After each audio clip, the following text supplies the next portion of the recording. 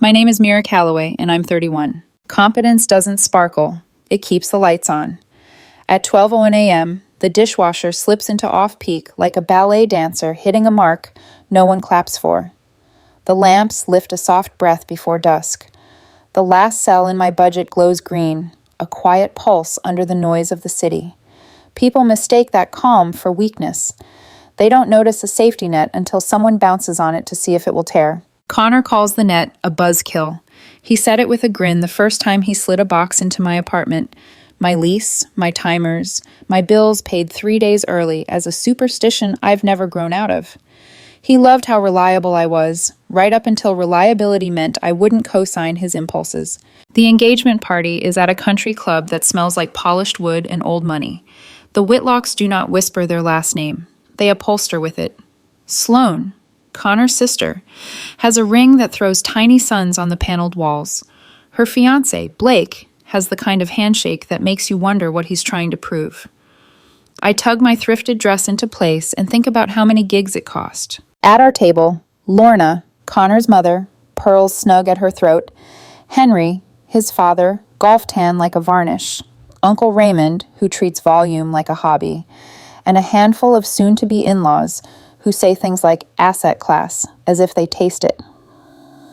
I practice small talk with my water glass. "What do you do?" Uncle Raymond asks, the way a customs agent asks where you're coming from. I inhale to say it the simple way. Construction by day, music when the city sleeps, but Connor gets there first. She works construction, he says, cheerful as a weather report, and she still thinks she's going to make it as a musician. The table tilts, not physically, just a subtle shift, like a boat changing current. "How old?" Raymond asks. 31, I say. "Bit late for rock star dreams," Blake murmurs, and someone, was it Lorna, smiles like she's trying to be gracious about a child's drawing. "I keep telling her," Connor says, and the her lands like a shove, but she's very committed to studio time. "It was 400 last month, wasn't it?" Lorna asks lightly, eyes knife sharp. "For a song about, what was it, dear? Lost love?" I look at my hands. There is glue in the lines of my palms from the lumber yard. It never quite scrubs out. "It's about us," I say, and the words are an offering I should have kept. Silence hums. Henry clears his throat. "Construction is honest work," he says, and I think, there's the headstone for my dream. It was honest work. "Maybe one day," I say. I make my voice friendly. Connor's laugh is small and practiced and finds the pores in my skin. "That's what she always says," he announces to the table. "Maybe one day." Meanwhile, I'm the one planning our actual future. Patience can be a bad habit. I excuse myself to the bathroom and sit in a stall for 5 minutes, palms on my knees, counting 8 beats in, 8 beats out. People think humiliation is a hot flash. That's only the first part. The second is a cold settling, like lake water, around the bones. Back at the table, the conversation has moved on to square footage. I keep my smile. I nod at the right times. Sloane looks at me with something almost like apology. Almost. In the lift home, Connor is expansive, like a man who has just rescued a woman from a burning building she refused to acknowledge was on fire. "I'm only trying to help you see reality," he says. "You're not 20. Time to pick a lane." I did pick a lane, I think. You just don't like that it isn't yours. He falls asleep to a podcast about men optimizing their mornings. I make coffee I won't drink and open my laptop. 2 weeks ago, a music supervisor emailed about a song, the one I wrote on our 2nd anniversary. I called it When You Knew Me. It's about the pier and the first I love you that felt like a bridge thrown between 2 cliffs. The contract glows on the screen, $125,000 for full rights plus residuals. I read every line again. There are clauses about exclusivity, timelines, promotion. There is a section in plain type that translates roughly to, "Are you sure you want to let this go?" It's a fair question. You can spend years with a song, brush its hair back from its face, feed it hope, teach it to walk, and then one day you sell it. And you pray you're not selling yourself. Connor's snore saws through the wall. Lorna's voice, bit late for rock star dreams, unspools inside my head. The pier glitters in my memory. The ring light of Sloane's party winks on the ceiling. I sign. The timestamp reads 2:47 a.m. Then I do the practical things. I create a new account with my name alone. I choose an alias for the credits. M. Callow, close enough to feel honest, far enough to feel safe. I set up a new email, a new P.O. box, a new place for opportunity to land without getting crushed by someone else's expectations. My phone pings. Funds received pending clearance. 4 words that are not love and yet by a different kind of breathing. I open my budgeting app and make a new cell, future. I don't know what goes in it yet. A nicer mic? Time? A door that locks behind me? I sit in the dark and listen to the city. It's a generous thing, a city at 3 a.m. It lets you hear your own mind. I think about how the table at the country club looked at me like a phase Connor would grow out of, how he called me her and offered my dream as a cautionary tale. I think about nets, how they are not there to impress, how you build them quietly, because one day someone you love will step on the cords just to see if it will hold. Before I close the laptop, I open a search tab and type 1-bedroom apartments month to month. It's just curiosity, and also a map. I crawl into bed. Connor turns toward me in his sleep, arm heavy across my waist like a claim. My heart knocks once against my ribs like a warning on a quiet road. You wanted reality, I whisper into the dark. Here it is. In the morning, I'll make eggs. I'll kiss his cheek. I'll ask how his meeting went. He'll say fine, and remind me again about the budget, the future, how we need to think in straight lines. I'll nod. I'll hum agreement like a song I didn't write. And somewhere in a server farm, a contract will finish clearing. Someone on a production team will drag a file named When You Knew Me Final, WAV into a timeline and lay it under a scene where 2 beautiful people kiss, like the world never told them to be sensible.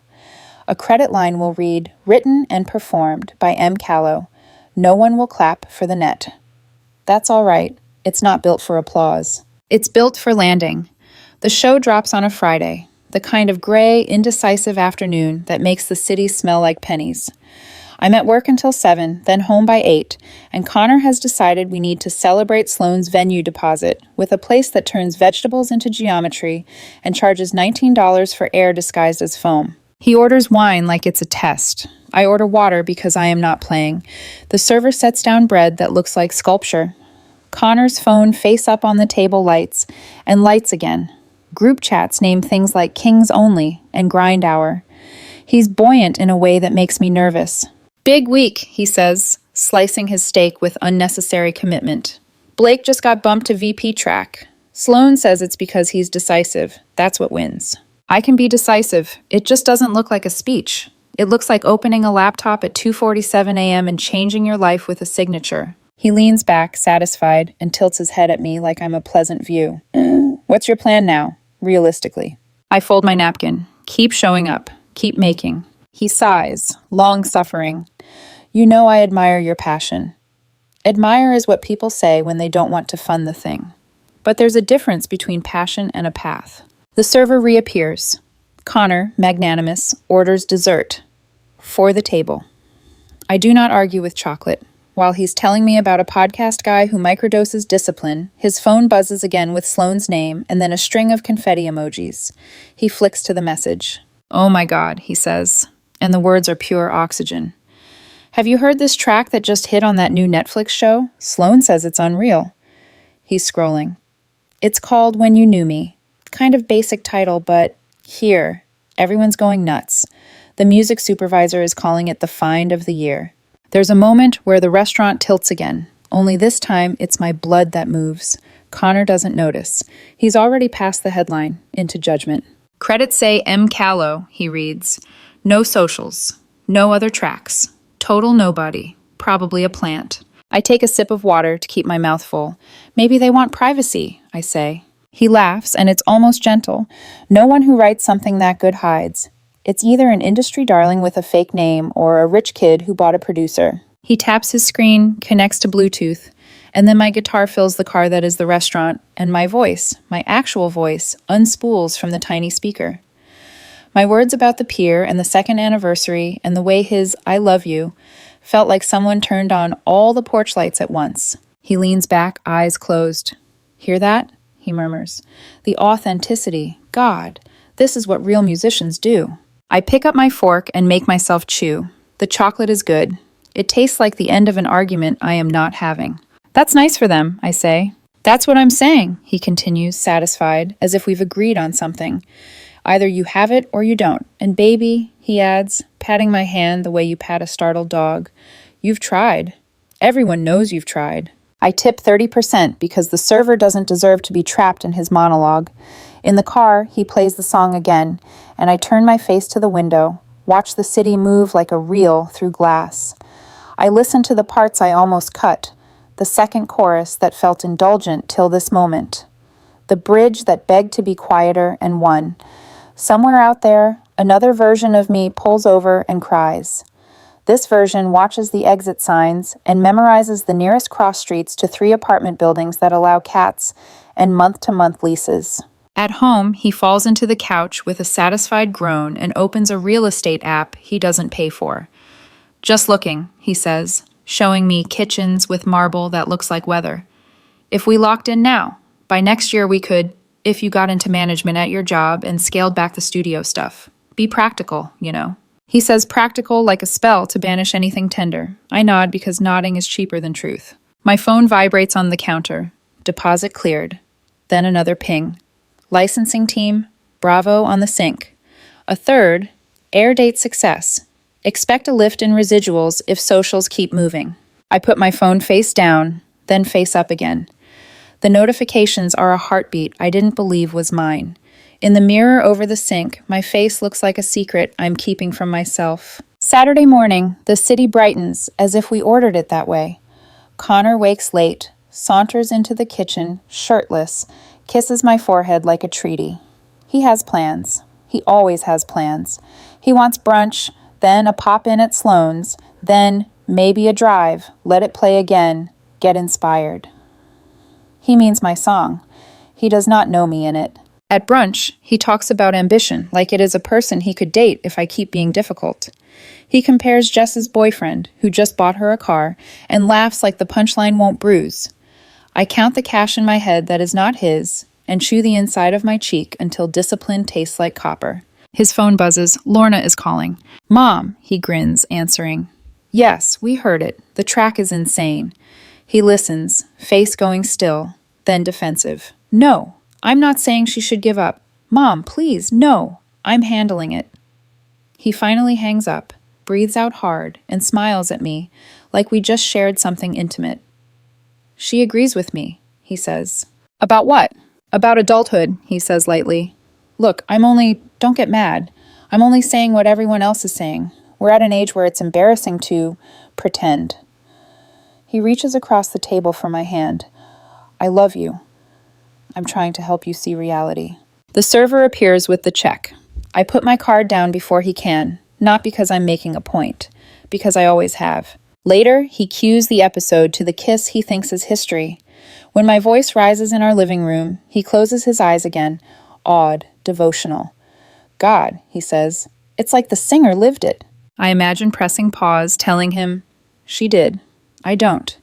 I imagine another version of me who chose pride over strategy and lost both.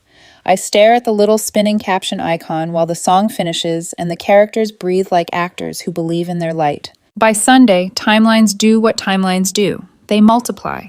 Clips of the scene float through feeds, tied to couples posting captions about firsts.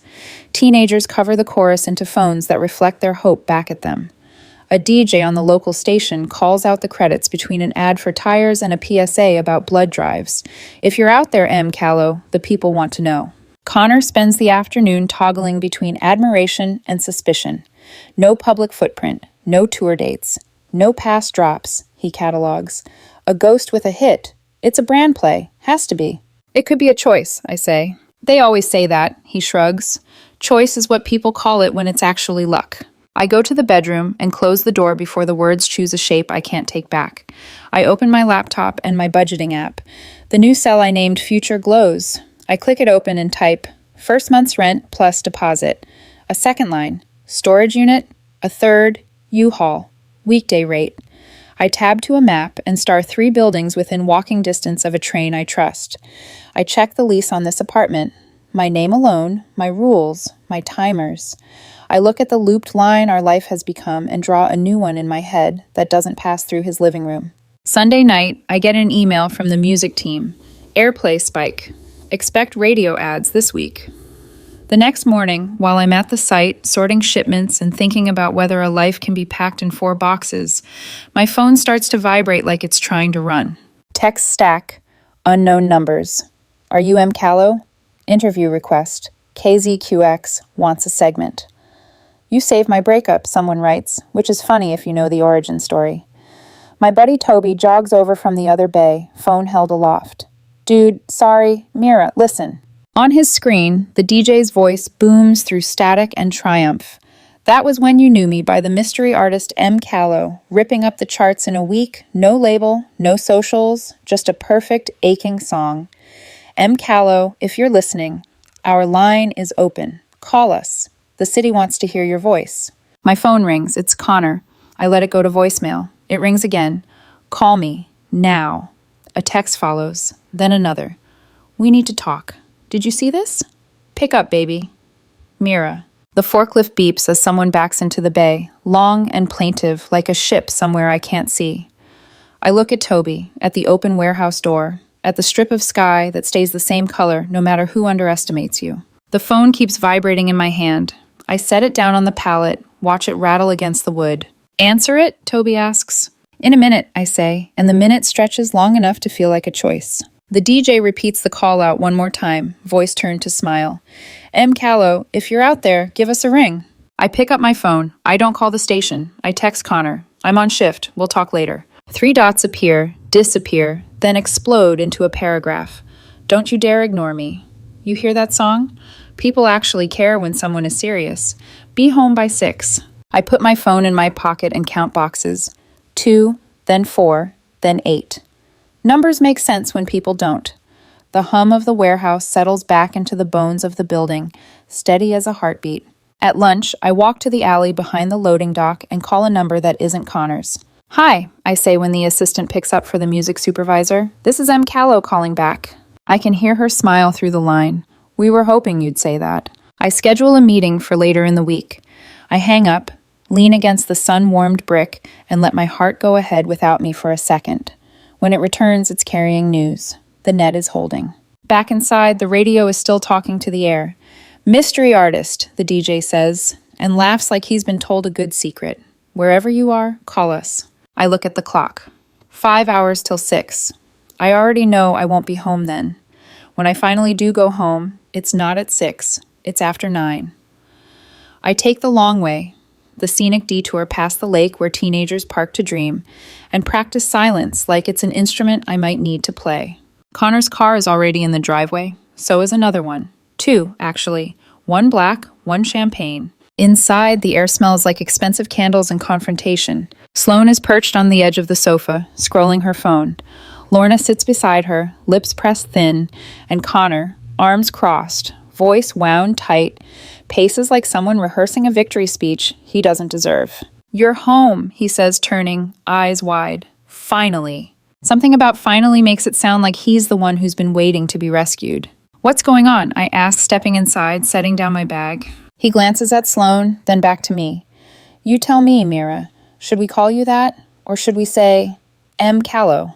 It's almost funny, the way the name hangs between us like smoke from a match just struck. I didn't think it was a secret, I say quietly. Lorna stands. Don't play coy, dear. You've been living a double life. I almost laugh. A double life would require a partner who paid attention. Sloane tries to interject, voice thin as tracing paper. Connor just wanted clarity.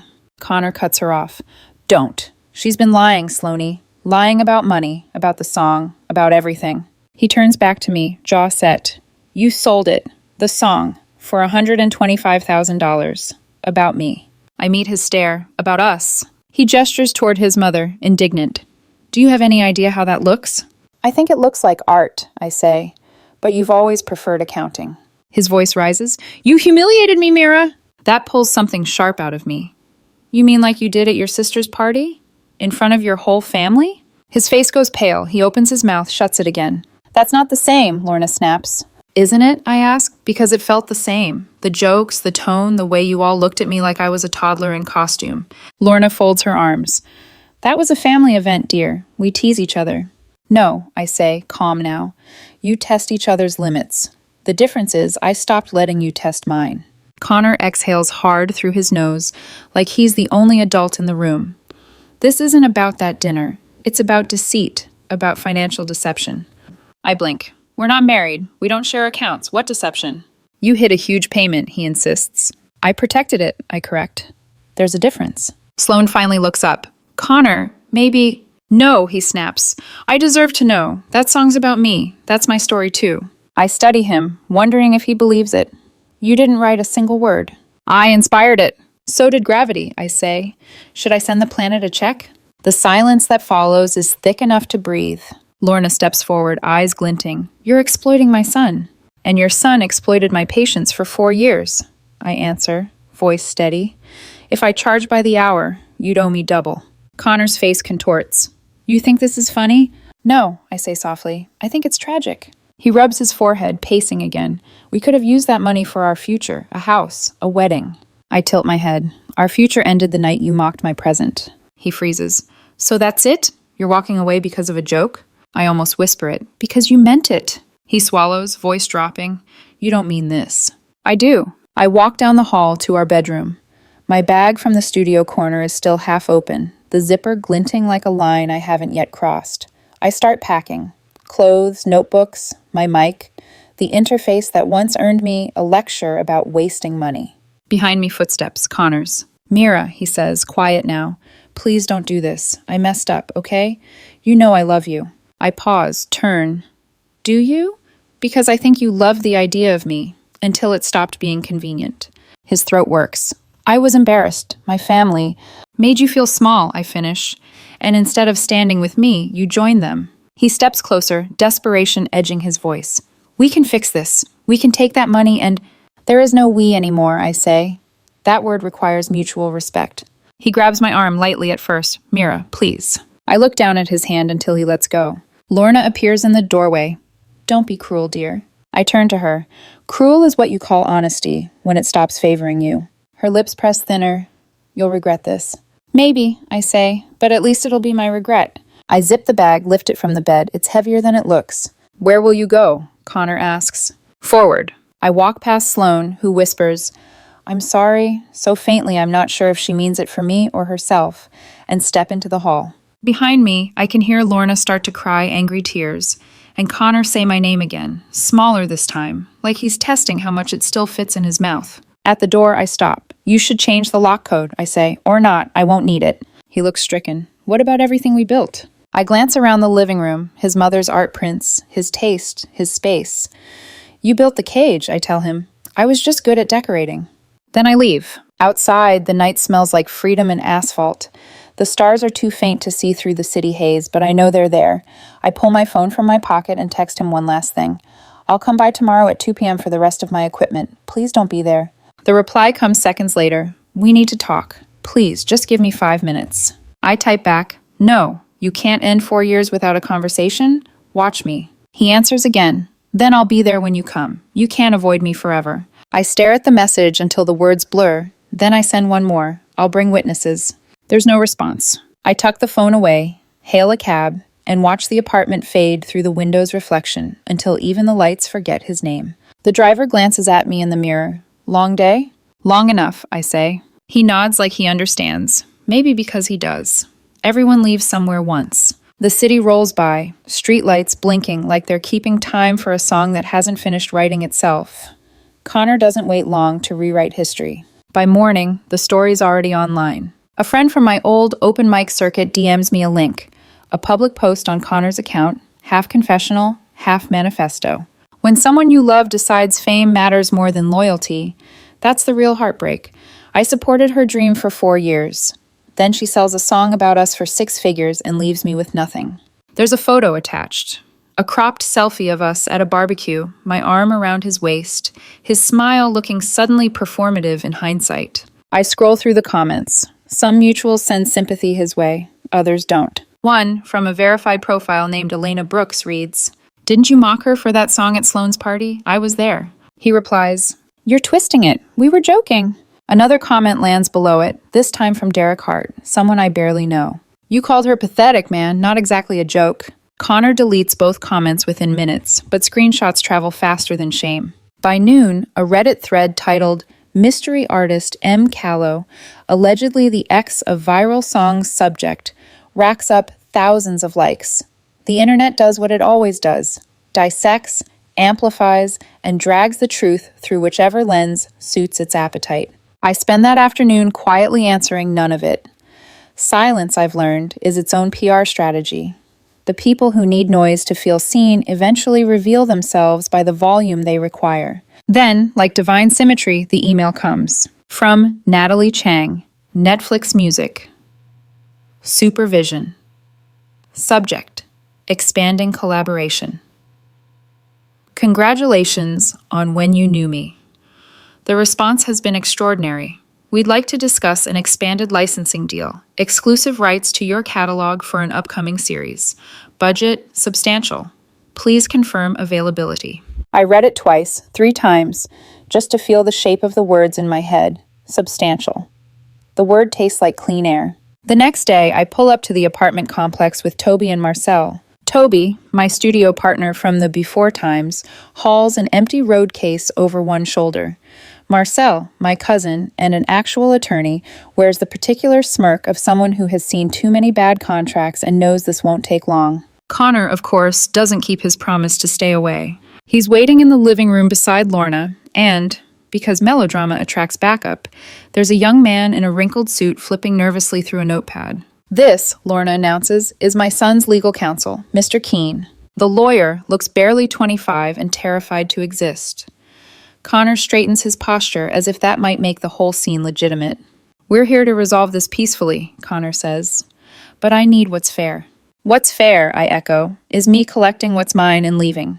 Mr. Keene clears his throat. My client believes he's entitled to compensation for emotional distress and creative contribution. Marcel's eyebrows lift. Creative contribution? Interesting. Did he write any lyrics? Connor blinks. No, but... Compose any melody? Marcel continues. No. Play an instrument? Provide studio equipment? No, but he inspired it. Marcel lets out a low laugh. Congratulations, you've just described 99% of art. Inspiration isn't ownership. Lorna bristles. This isn't about legality, it's about morality. I zip the first case shut. Then you should have raised him to have some. Connor's voice cracks like glass. Mira, stop pretending I didn't help you. I came to every show. Not lately, I remind him. You were too busy explaining to strangers that I was playing pretend. Lorna gasps. Ungrateful. No, I say, unapologetic. I move past her, unhooking cables, stacking mic stands. Toby's already loading gear, quiet and efficient. Connor watches, a mix of anger and disbelief twisting his expression. You're really walking away from us for money? I pause. For peace. He shakes his head. You'll regret this. Doubtful, I already regretted staying. That's when he plays his last card. He pulls out his phone, thumb hovering over a video ready to post. If you leave, this goes public, he threatens. My followers deserve to know who you really are. He turns the screen toward me. In the clip, he's crying, the song playing faintly behind him. My ex sold the song I inspired for 6 figures and abandoned me when success hit. I believed in her when no one else did. I almost pity him. Almost. Post it, I say. He blinks. What? Go ahead, post it, tag me, mention that I'm M. Callow. Do your worst. Lorna sputters. You think this will make you look good? No, I say evenly. It'll make me look real. Crying over money you think you're owed for a song you belittled? That's a narrative. People love those. Mr. Keene looks panicked. Mrs. Whitlock, perhaps we should... Marcel steps forward, calm but lethal. If you post anything defamatory, we'll pursue action. And unlike your intern here, I actually passed the bar. Keene visibly wilts. I grab the final box, tuck a coiled XLR cable into it, and nod to Toby. That's everything. Connor lunges forward, desperate. Wait, Mira, please, I get it now. You were right. Your music is brilliant. I was scared, that's all. Of what? Of losing control, he admits, voice breaking. Of being the one who stayed behind. I meet his eyes. Then congratulations, you got your wish. I step past him. He grabs my arm, softer this time, pleading. We could start over. Use the money to build something new. Our home, our life. I pull free. There is no our. There's your name, my name, and a dotted line between us that I'm finally erasing. Lorna makes a sound between a scoff and a sob. You'll never find another man who loves you like my son does. I hope not, I say. As I reach the door, Connor's voice cracks one last time. Mira, don't you dare make me your villain. I turn just enough to look at him, then stop acting like one. The elevator doors close on his face before he can answer. Outside, the sunlight is brutal in its honesty. Toby carries the last case to the truck. Marcel locks the door behind us. Brutal, Toby mutters as we load up. Necessary, I reply. Marcel leans against the truck, arms crossed. He's going to implode online within the hour. I know, I say. Let him. It's cheaper than therapy. He grins. You sure you don't want me to file something preemptive? No need, he already lost. We drive. City lights smear past the window like brush strokes. Amber, red, white. My phone buzzes once, twice, a dozen times. I don't check it, not yet. When I finally do, it's from Natalie Chang again. Confirmed. We're flying you to Los Angeles to discuss terms. Can you make tomorrow? I type one word back, yes. Toby glances over. Big meeting? I nod. They want everything I've got. He smiles. Funny, so did he. I look out the window at the skyline glittering like a clean slate. Difference is, I say, they're willing to pay for it. That night, in the hotel near the airport, I lie awake, listening to planes rise into the dark. Each one sounds like opportunity rehearsing its entrance. I think about Connor's video, the comments already forming, the strangers who will choose sides. I think about how stories mutate once they leave your mouth. Then I remember something my grandmother once said when I was a kid practicing violin. People can hear when a string finally snaps, but not when it stretches too far for too long. I smile in the dark. That's fine. Let them hear the snap. Tomorrow I'll be on a flight that doesn't loop back. 3 months later, my name, my real one, isn't a secret anymore. The Variety headline reads, M. Calloway signs 7-figure multi-series deal with Netflix for exclusive song catalog. Underneath, a photo from the signing. Me in a denim jacket, coffee cup instead of champagne. I look composed, but if you zoom close enough, you can almost see the tremor of disbelief around my fingers. People say success feels like fireworks. They're wrong. It feels like quiet. Like finally being able to exhale without someone calling it arrogance. The first live show of my new tour sells out in 10 minutes. A venue I used to play for drink tickets now glows with my name in steady, patient bulbs. 500 people stand shoulder to shoulder, waiting for a song I once thought would vanish into the internet's noise. Before stepping on stage, I check my phone. No new messages from Connor, not since the last one. You owe me an apology and a percentage. I didn't reply. My lawyer did. 2 sentences. Please direct future communication to counsel. He went quiet after that, but I still see the ripples. Posts about forgiveness, thinly veiled captions about betrayal, public pain turned into performance art. The comments are merciless. Bro, you mocked her on camera. She built the dream. You built excuses. Move on, man. The internet has a short attention span, but not that short. A week later, I'm back in the city for press. At a coffee shop near the old apartment, Sloane walks in. Different haircut, same hesitant energy. Mira, she says, almost relieved when I don't ignore her. She asks to sit. I nod. I just wanted to say, she starts, I'm sorry, for that night, for all of it. I stir my coffee. You didn't humiliate me. No, she admits, but I laughed. Her eyes glisten. We grew up thinking stability mattered more than joy. You were proof we were wrong, and we hated you for it. That's a lot of insight for one latte, I say softly. She smiles. You deserve better than our family's approval addiction. I want to tell her I'm past it, that none of it matters anymore, but I can't lie that cleanly. Some wounds just grow quieter. They don't vanish. How's Connor? I finally ask. She exhales, still trying to frame himself as the wounded one. Mom feeds it. Dad's embarrassed. He lost his job last month, spent too much time online defending his narrative. I nod because pity isn't the same as forgiveness. Sloane sets down a small envelope. He wanted to send this. I told him not to, but... She pushes it across the table. Inside, a handwritten note. I loved you wrong. I know that now. If you ever write about me again, please make it kinder. No signature, just his handwriting. Stiff, familiar. I fold it, slide it back into the envelope. Tell him I already did, I say. The song was kinder than he deserved. Sloane bites her lip, then whispers, I hope you're happy. I'm free, I answer. That's better. That night, I play the same song in the same venue where Connor first saw me. Only now, it's full. When the lights dim, the room hushes like reverence. I step to the mic and say, this next one is about learning the difference between someone who loves you and someone who loves what you could be for them. It's called When You Knew Me. Applause swells, but I don't hear it as noise. I hear it as closure. Halfway through the chorus, I see flashes of phones, strangers mouthing words that once belonged only to me. It's a strange kind of healing, to have your heartbreak turned communal. After the show, my manager finds me backstage. Netflix wants the full album, 12 tracks. They'll fly you to LA next week. I nod, wiping sweat from my forehead. Tell them yes. Tell them I'm ready. Later at home, I scroll through messages. A new notification. Instagram tag, @ConnorWhitlock. I sigh and click. It's a video, him again, pale, eyes glassy. She's playing our song like I never mattered, he says. 4 years together, erased in one chorus. I did love her. I just wanted stability. Is that so wrong? The comments below are brutal, sharper than any lyric I could write. You loved the comfort, not the woman. You wanted ownership, not partnership. Play stupid games, win stupid prizes. And one from Elena Brooks again. You mocked her in front of your family, Connor. The internet remembers. He's still performing. The world's just stopped clapping. I close the app, block him, and feel the last thread snap. Not with anger, with relief. A week later, I signed closing papers on a small house just outside the city. 2 bedrooms, old hardwood, and a spare room that will become my studio. The realtor congratulates me. I nod, smiling faintly. She says, "You must be excited." "I am," I reply. "It's the first place that's mine without conditions." That night, I set up my microphone, the same one Connor once called a toy, and test the levels. The waveform dances across the screen, alive, responsive, obedient to nothing but me. Outside, crickets trade choruses.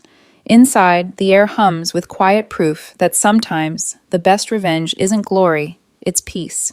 I open a new project file. Title, Track 01, Net. Then I pause, fingers over the keys, and whisper into the dark. Thank you for the lesson. Weeks pass. The song hits radio rotation again. Every so often, I catch it playing in grocery stores, Ubers, cafes. My voice, my words, my past, looping endlessly for strangers. The first few times, I turn up the volume. Now, I just smile and let it fade. Because I don't need to hear it anymore. I lived it. And when the chorus swells, the line about the night he said he loved me, I remember not the man, but the lesson. Love that demands you shrink is just fear with good lighting.